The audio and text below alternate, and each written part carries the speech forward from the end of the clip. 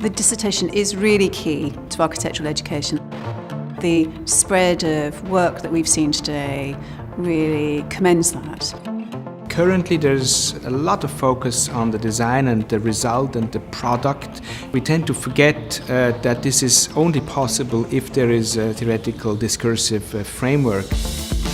It's particularly important because of the need of the architect to show that they engage with society, to show that they can deal with complex situations and analyse and produce an independent but a critical and informed judgment.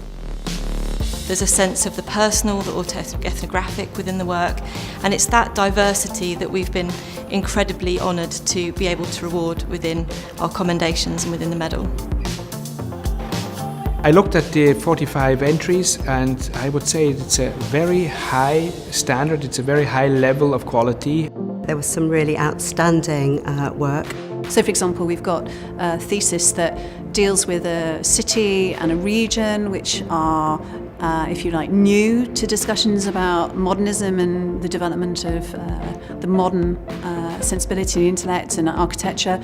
And this is a piece of work which shows real potential for more discussion in that area. It adds creatively and actually very thoughtfully to a new field. The dissertations don't only speak to the profession, they speak to other disciplines as well. And there's a confidence in the style of writing and an openness in terms of the audience engagement which has been utterly compelling. It isn't, if you like, architecture just for architects, it's architecture for everyone.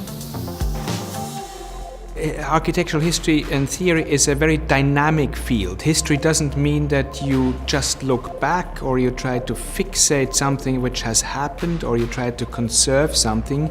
It's a way to see more clearly what's happening now and perhaps also what's coming. But it's also a question of the methods that were being used. So I think one of the pleasures of looking at the work was seeing ways of doing research that, at least for me, seemed to be very much embedded in an architectural way of looking, of trying to build evidence, of finding different ways to interrogate phenomena.